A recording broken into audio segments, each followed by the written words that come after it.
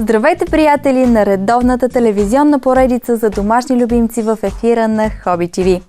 Ние сме с вас всяка събота точно от 7, 13 и 19, защото сме поели ангажимент да ви даваме полезна, актуална, любопитна информация. Всичко интересно, свързано с домашните любимци, защото това е предаването Моето куче. Аз съм Деница Стоянова и ви предлагам да се запознаем и с следващата интересна, рядка и изключително красива и атрактивна порода, с която екипът ни реши да ви даде предложение за домашен любимец тази седмица. Екипът на предаването ни днес се намира в град София, за да се срещнем с добре познатата на всички Веси, която е горд собственик на австралийски овчарки. Имаме новина, роди се и първото бебенце от породата в България. За това ще поговорим малко по-късно. Преди това ще ви разкажем малко повече за самата порода, историята ѝ и как е произлязла тя. Най-интересното при тази порода е, че се нарича австралийска овчарка, а всъщност не произлиза от Австралия. Историята и до ден днешен не е много ясна, но това, което се предполага, е, че тръгва от Пиринеите. Овчарите заедно с техните кучета минават през Австралия, след това отиват в Щатите и там те наричат кучетата австралийки, тъй като са дошли от Австралия. Съответно там също вече се изчиства породата и чак 1991 година е обявена като порода. Това е рядка порода за нашата страна и все още е недобре позната на всички. Как ти самата реши да станеш собственик на кучета от тази порода? Така е, Рей, първото куче в България, австралийска овчарка. При мен се получи много интересно. Исках куче с сини очи. Оказа се обаче, че хъските, които много харесвах, са доста трудни за обучение. И аз написах в интернет куче с сини очи. Тогава излезаха едни невероятни снимки на едни красиви, невероятно красиви кучета, които аз реших, че са смеска заради тези цветове. Оказа се, че е порода. Оттам нататък почнах издирването, тъй като породата е от Щатите, почнаха да ми излизат развъдници в Щатите, но аз реших, че не мога да си взема куче чак от Щатите. И бавно и постепенно намерих развъдници в Европа и така всъщност се добих с Рей. Първата австралийска овчарка в България, мраморен. Всъщност това ми е любимият цвят. В какви цветове могат да се срещнат тези кучета? Тези кучета са в 4 окраски. Синьо мраморно, черно като кари, има червено мраморно, което прилича на Рей, само че черното е заменено с кафяво, и червено, което прилича изцяло като на кари, черното също е заменено с тъмно кафяво. Също така важи и за носовете им. При тях са черни, а при червените носовете им също са кафяви. Коя е най-желаната окраска? Зависи от собственика какво харесва. Аз съм художничка и много обичам цветовете. Затова за първи път, като видях това невероятно шарено куче, казах, това е моето куче. И всъщност наистина най-атрактивно в повечето случаи е синьото мраморно. Виждаме, че те са с различни очи. Да, това е много характерно при австралийските овчарки. Също при тези, които са трицветните, и при тях се среща, но е доста по-рядко. Докато мраморните, при тях е много често срещано, дори самите очи да са мраморни. Комбинация от няколко цвята. Може би ще забележиш, че в неговото кафяво око също има синьо петно. Докато при бебето се вижда много по-добре, половината му око е кафяво и синьо, а другото око е синьо. Всъщност много интересно се получи при него, защото когато тя забременя, се питах какви ли ще бъдат кученцата й. И си мечтаях да има синьо мраморно и си мечтаях да бъде с 2 сини очи или пък 2 очи, които са наполовина. Бях виждала в интернет такава снимка и кучето изглеждаше невероятно. Тя пък сбъдна всичките ми мечти и в един момент се оказа с едно такова око. Малък ли е шанса куче да се роди с 2 различни очи при австралийските овчарки? Напротив, голям е. Много голям е шанса, особено при мраморните. И могат да бъдат във всякакви невероятни комбинации. Какви са размерите, които достигат? Ами мъжките по принцип достигат до 58 см. Женските, както е нормално, те са по-ниски от тях. Като килограми са горе-долу 20 до 30 кг, води се средна порода куче. Веднага ти задавам въпроси за Аджи, най-новия член на твоето семейство. На каква възраст е тя? Ами тя так му направи 3 месеца и вече от 3 дена е навънка и се запознава с обстановката и въобще всичко за нея е много интересно. Доста добре се справя с всичко, което е около нея. Аз очаквах, нали, че ще има доста по-дълъг период на адаптация, но се оказа, че всъщност едни команди като ела тук, седни, дай лапа, тя вече ги знае и ги прави много добре. Кога започна да обучаваш? Ами аз всъщност в момента повече играя с нея. Тези команди така малко на майтап ги научихме, просто от любопитство да видя дали тя ще може. Оказа се, че всъщност ние ги научихме за 5 минути. Но сега предпочитам повече да играем с. Могат ли да се размножават 2 мраморни кучета? Значи това е много важен въпрос, който ми задаваш. И тъй като породата тепърва ще се развива в България, нека всички знаят, че всъщност това е недопустимо. Ако можех, аз щях да имам 3 мраморни кучета, тъй като много обичам този цвят. В никакъв случай не трябва да се размножават, тъй като се отвоява мраморния ген и биха могли да се родят глухи и слепи. Това ли е единствената забранена комбинация при тях? Да. Ти чист цвят, никакъв проблем. Но тогава кученцата ще бъдат само от двата чисти цвята, които са комбинирани. Ако е кафяво и черно, ще има само кафяви и черни кученца. Какви са ежедневните грижи, които трябва да се полагат за тази порода? Ами те не изискват кой знае какво. Като груминг, примерно, само изресване, за да не се сплита козината. Както на всички кучета се подрязват ногтите, около лапите отдолу се почистват косъмчетата от време на време. И в общи линии е това като поддръжка. 2 пъти годишно те сменят козина. И всъщност тогава е малко по-трудно, но с такива специални четки за изресване, които помагат за по-бърза смяна на козината, се справяме с проблема доста по-бързо. Естествено, хората, които искат да имат австралийска овчарка, е ясно, че трябва да се примират, че дори и в маслото ще си намират косми, но това е нормално при дългокосми. Изискват ли някакви тренировки или километри, които трябва да се минава на ден? Това е една сравнително голяма порода. Разбира се, те са много активни кучета. Подходящи ли са за стопани, които не водят активен начин на живота? Да кажа не. Смисъл такъв, задължително трябва да имат поне 2 часа на ден занимание с кучето. Има нужда да тичат. Между другото, те са прекрасни за всякакъв вид спорт с кучета. Така че стопани, които искат да се занимават с някакъв какъвто и да било спорт с кучета, като флайбол, фризби, аджилити, танци с кучета, това е една невероятно подходяща порода. Би ли ги препоръчала на неопитни стопани, които тепърва ще се сблъскват с отглеждането на кучета? Ами по принцип четох, че това не е редно и не би трябвало да ги препоръчам. Но всъщност самата аз съм такава. Аз имам за пръв път куче и всъщност това е Рей. Но тъй като имам желание и се оказа, че всъщност ние се учиме взаимно. И в крайна сметка, мисля, че се справих доста успешно. Вече съм с 3. Съществува ли между тях някаква конкуренция? Да, разбира се. Особено когато почвам да показвам трикове или работя с един от двамата. Ако не са вързани, почва да става една бутаница, защото той иска да покаже това, тя иска да покаже това и да каже, о да, аз го мога по-добре от него и така.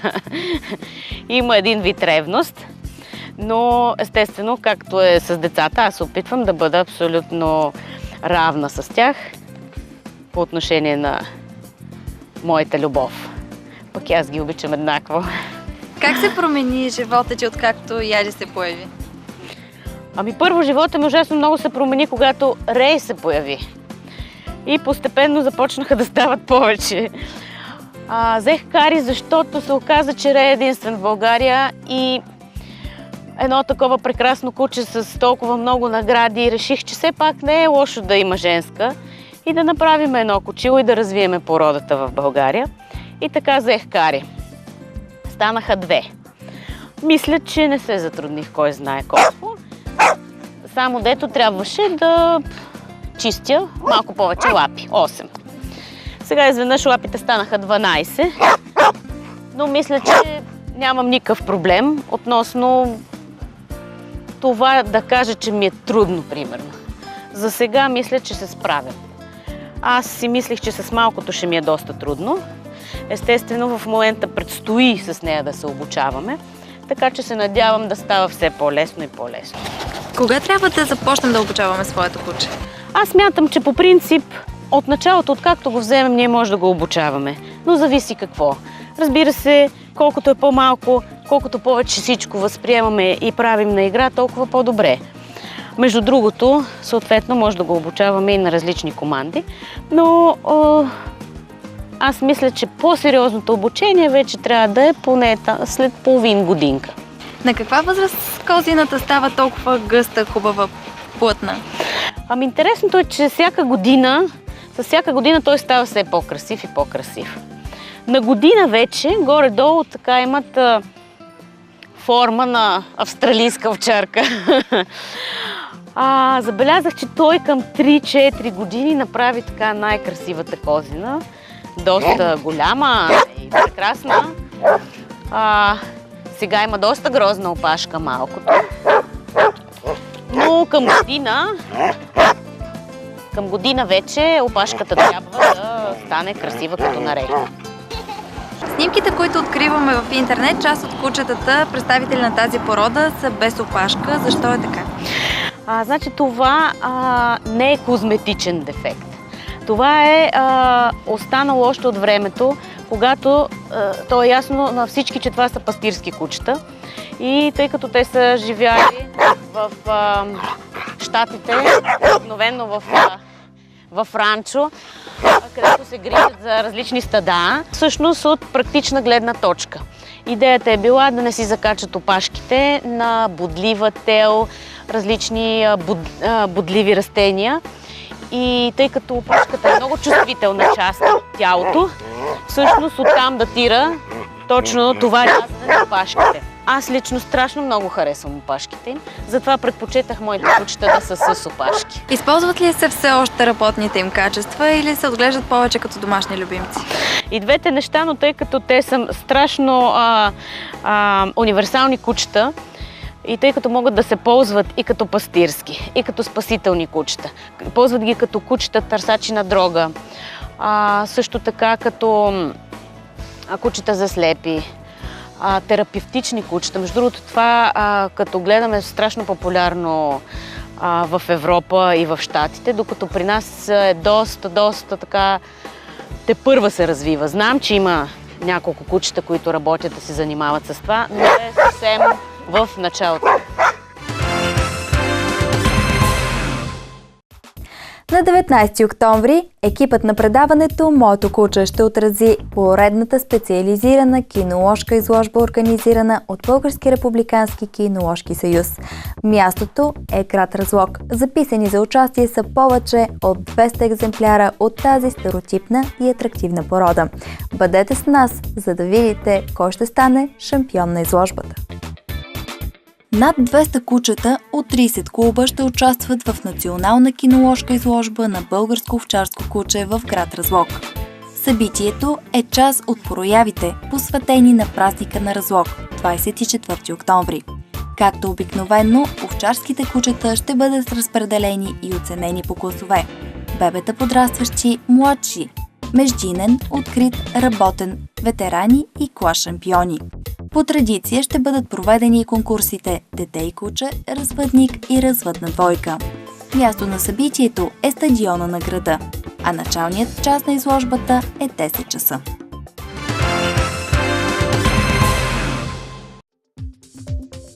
За всички любители и фенове на фелиноложките изложби. На 18 и 19 октомври град София ще бъде домакин на изключително интересна, голяма и разнообразна такава изложба, на която всички фенове на тези малки и сладки пухкави животни са поканени. Повече информация в следващият материал.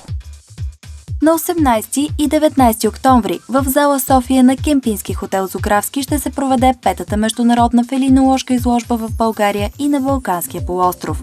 Организатор на мероприятието са Българска асоциация Елитни котки България. Старт на изложбата и в 2 дни ще бъде даден точно в 10 часа.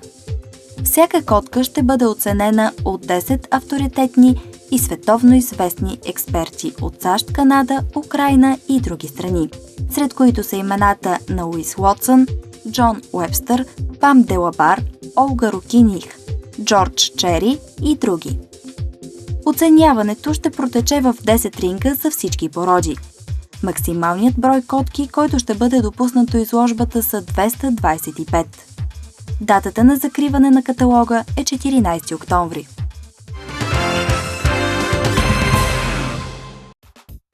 Следващият репортаж, който сме избрали тази седмица за вас, засяга всички ловджии и запалените по това хоби. Нека отправим поглед и към поредния ловен излет, заснет от нашата колежка Соня Венелинова. Дъждовното време не попречи на запалените ловци от плевенската дружинка Пордим да се насладят на излета за пътпадък. Местността, която ще обхождаме, се нарича Подбранището.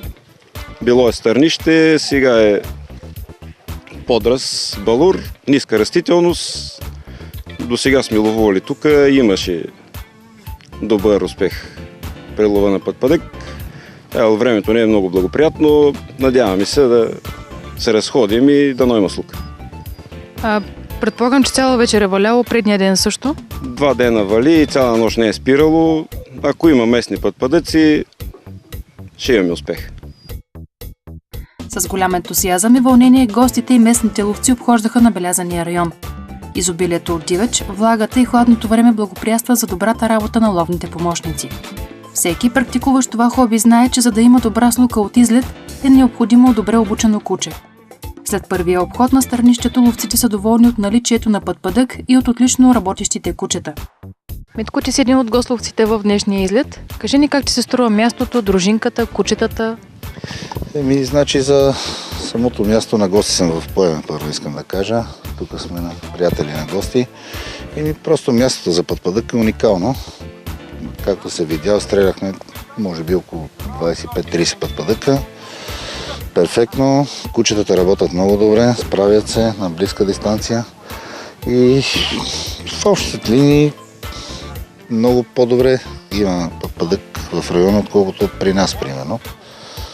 Това са малко по-височко все пак. Да, при нас заради лошите условия или не знам за какво. И тук беше лошо валя, но имаше пътпадък, както се видя. Където си го има.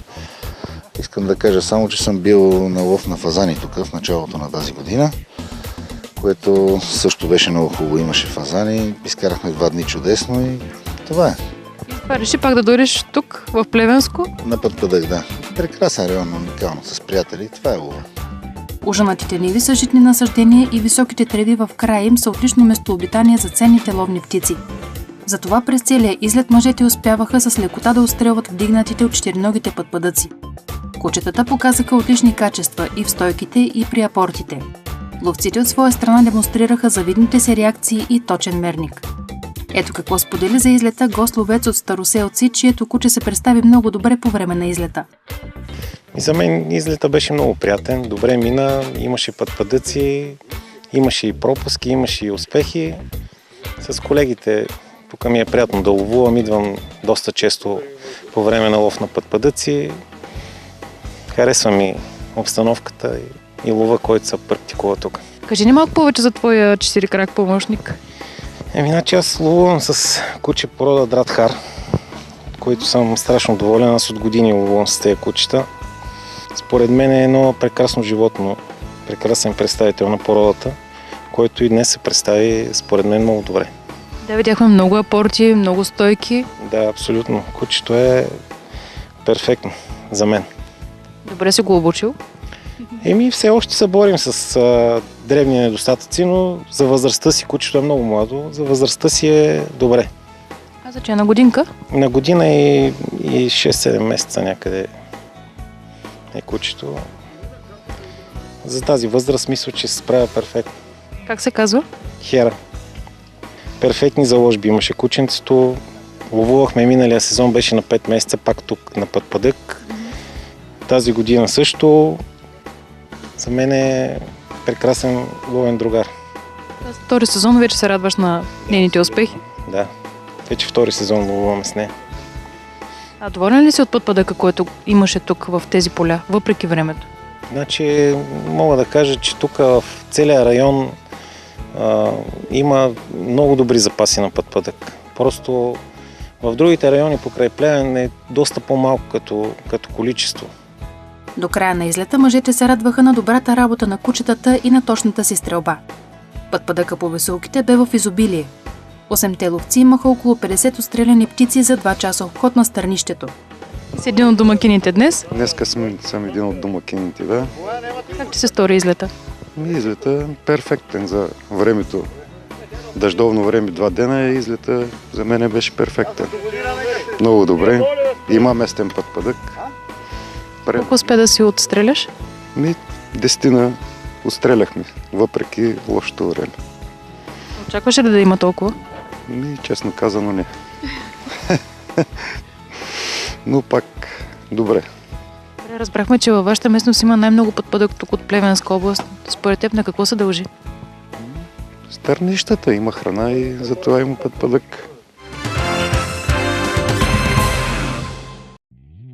Вашите предложения за мероприятие, което бихте искали да отразим. Събеседник, с когото да разговаряме. Актуална тема от форумите. Всичко, което ви вълнува, очакваме на нашият имейл адрес moето.kulcha@tvplus.bg.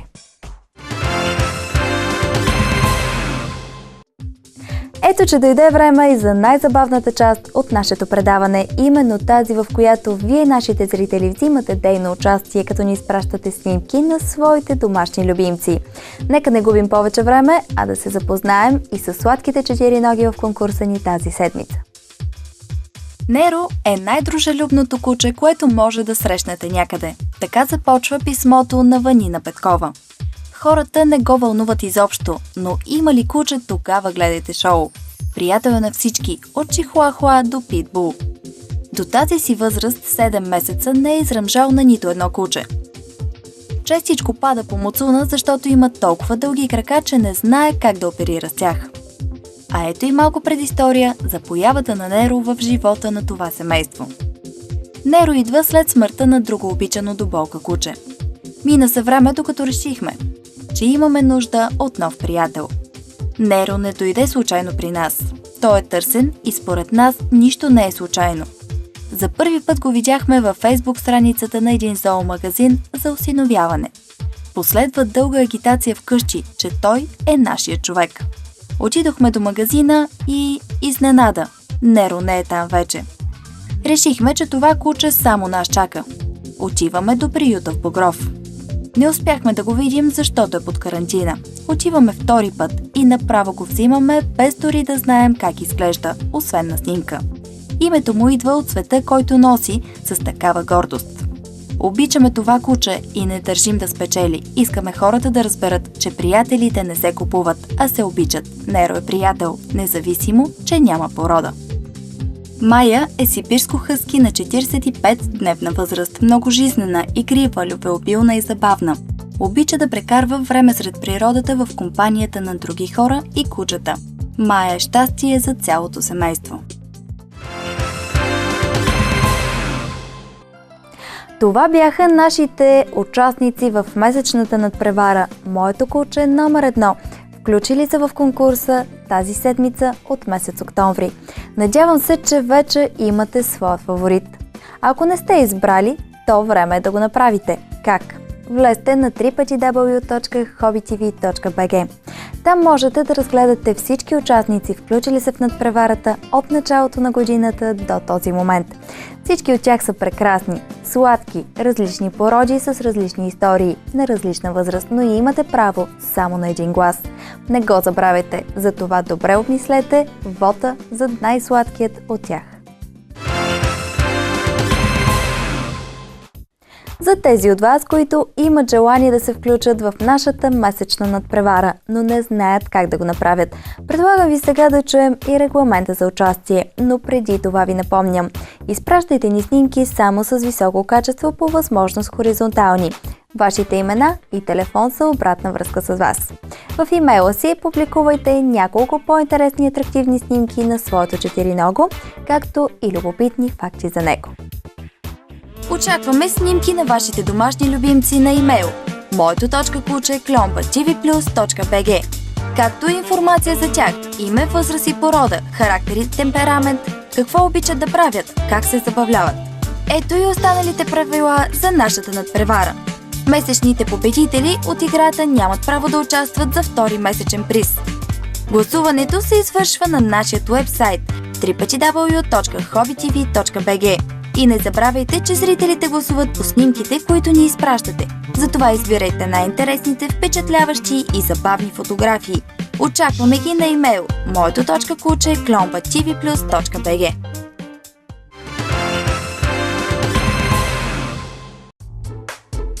Ето, че и днешният епизод на предаването Моето куче е към своят финал. 30 минути минават неусетно, когато са добре и пълноценно прекарани.